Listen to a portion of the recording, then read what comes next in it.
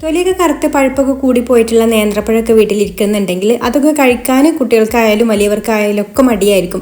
എന്നാൽ ഇതുപോലെയൊക്കെ ഉണ്ടാക്കി കൊടുത്തു നോക്കൂ, പിന്നെ പ്ലേറ്റ് കാലിയാവുന്നത് അറിയില്ല, എല്ലാവർക്കും ഇഷ്ടമാവും. അപ്പോൾ അതാ ഞാനിവിടെ ഒരു നേന്ത്രപ്പഴമാണ് കേട്ടോ എടുത്തിട്ടുള്ളത്. അത്യാവശ്യം നന്നായിട്ട് തന്നെ പഴുത്തിട്ടുള്ള നേന്ത്രപ്പഴമാണ്. അത് ഞാനിതാ മുറിച്ചിട്ട് ഒരു ബൗളിലേക്ക് ചേർത്ത് കൊടുത്തിട്ടുണ്ട്. ഇനി ഇതുപോലെ ഒരു ഫോർക്ക് വെച്ചിട്ട് ഇത് നന്നായിട്ടൊന്ന് ഉടച്ചെടുക്കാം. അപ്പോൾ ആ പഴം ഞാനിതുപോലെ ഫോർക്ക് വെച്ചിട്ട് നന്നായിട്ടൊന്ന് ഉടച്ചെടുത്തിട്ടുണ്ട്. മിക്സിയിലൊന്നും അടിച്ചെടുക്കേണ്ട ആവശ്യമില്ല കേട്ടോ, കാരണം നമുക്കൊരു നല്ല ഫൈൻ പേസ്റ്റായിട്ട് കിട്ടിയിട്ടില്ലെങ്കിലും കുഴപ്പമൊന്നുമില്ല. ചെറുതായിട്ട് ചെറിയൊരു പീസൊക്കെ ഉണ്ടാവും നമ്മൾ ഫോർക്ക് വെച്ചിട്ട് ഉടച്ചെടുക്കുന്ന സമയത്ത്, അത് കുഴപ്പമില്ല കേട്ടോ. ഇനി നമുക്കിതാ ഒരു കോഴിമുട്ടയാണ് എടുത്തിട്ടുള്ളത്, അത് നമുക്ക് ഇതിലേക്ക് ഒഴിച്ചു കൊടുക്കാം. മുട്ട ഫ്രിഡ്ജിൽ വെച്ചിട്ടുള്ള മുട്ടയാണെന്നുണ്ടെങ്കിൽ പുറത്തെടുത്ത് വെച്ച് റൂം ടെമ്പറേച്ചറിൽ ആയതിനു ശേഷം മാത്രമാണ് കേട്ടോ ചേർത്ത് കൊടുക്കാൻ വേണ്ടിയിട്ട്. പിന്നെ ഒരു 1/2 കപ്പ് പഞ്ചസാര പൊടിച്ചിട്ട് അതും കൂടെ ചേർത്ത് കൊടുക്കുന്നുണ്ട്. എന്നിട്ട് ഈ ഒരു പഞ്ചസാര അലിയുന്നത് വരെ നന്നായിട്ട് ഒന്ന് മിക്സ് ചെയ്ത് കൊടുക്കാം. ഫോർക്ക് വെച്ചിട്ട് തന്നെ ഇതുപോലെ ഒന്ന് അടിച്ചെടുത്താൽ മതി. ഇപ്പോൾ പഞ്ചസാരയും പഴവും മുട്ടയൊക്കെ നന്നായിട്ട് യോജിച്ച് വന്നിട്ടുണ്ട്. ഇനി നമുക്കിതിലേക്ക് ഒരു 1/4 കപ്പ് ബട്ടർ ചേർത്ത് കൊടുക്കാം, മെൽറ്റഡ് ബട്ടർ. അപ്പോൾ നിങ്ങൾക്ക് ഇതിന് പകരം വേണമെന്നുണ്ടെങ്കിൽ 1/4 കപ്പ് ഓയിലും എടുക്കാം കേട്ടോ. അപ്പോൾ ഏതെങ്കിലും ഫ്ലേവർ ഇല്ലാത്ത ഓയിൽ വേണം എടുക്കാൻ വേണ്ടിയിട്ട്, സൺഫ്ലവർ ഓയിൽ എടുത്താലും മതി. ഇനിയിപ്പോൾ നെയ്യായാലും കുഴപ്പമൊന്നുമില്ല കേട്ടോ. 1/4 കപ്പ് നെയ്യ് ചേർത്താലും നല്ല ടേസ്റ്റ് തന്നെയാണ്, അല്ലെങ്കിൽ ബട്ടർ ചേർക്കാം. ഇതിൽ മൂന്നിൽ ഏതെങ്കിലും ഒന്ന് ചേർത്ത് കൊടുക്കാം. എന്നിട്ട് നന്നായിട്ടൊന്ന് മിക്സ് ചെയ്ത് കൊടുക്കാം. അതുപോലെ തന്നെ 1/4 കപ്പ് റൂം ടെമ്പറേച്ചറിലുള്ള പാലും കൂടി ചേർത്ത് കൊടുത്തിട്ട് ഒന്ന് മിക്സ് ചെയ്ത് കൊടുക്കുന്നുണ്ട്. ഇനി ഫ്ലേവറിന് വേണ്ടിയിട്ട് ഒരു 1/4 ടീസ്പൂൺ വാനില എസൻസും കൂടി ചേർത്ത് മിക്സ് ചെയ്ത് കൊടുത്തിട്ട് മാറ്റി വെക്കാം. ഇനി ഇതാ ഒരു ബൗളിന് മുകളിൽ അരിപ്പ വെച്ച് കൊടുത്തിട്ടുണ്ട്. അതിലേക്ക് 1 കപ്പ് മൈദ ചേർത്ത് കൊടുക്കാം. 250 ml കപ്പിൽ 1 കപ്പാണ്.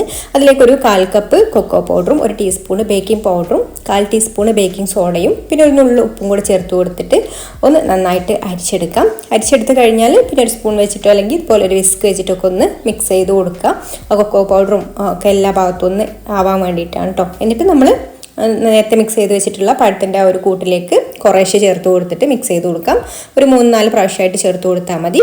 എന്നിട്ട് ആദ്യം ഇട്ട് കൊടുത്തത് ഒന്ന് മിക്സ് ആക്കി എടുത്തതിന് ശേഷം പിന്നെ അടുത്തത് ചേർത്ത് കൊടുത്തിട്ട് അങ്ങനെ കുറേശ്ശെ ചേർത്ത് കൊടുത്തിട്ട് ഇതുപോലെ ഒട്ടും കട്ടയില്ലാതെ നന്നായിട്ടൊന്ന് മിക്സ് ആക്കി എടുക്കാം.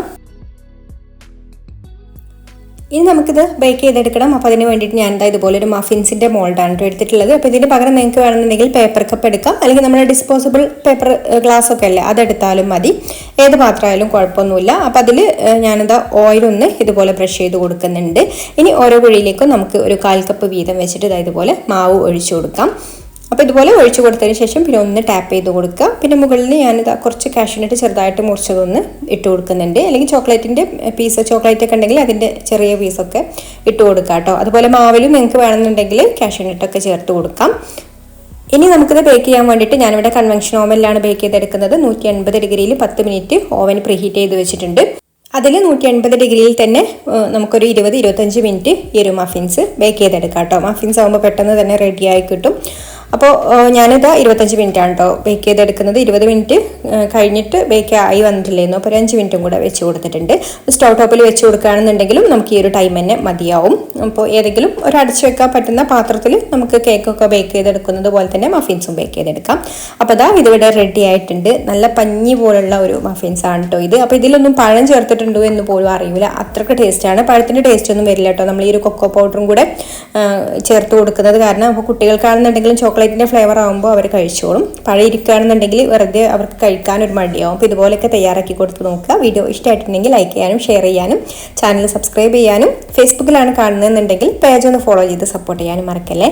അപ്പോൾ ഇനി മറ്റൊരു നല്ല റെസിപ്പിയുമായിട്ട് അടുത്ത വീഡിയോയിൽ കാണാം. താങ്ക്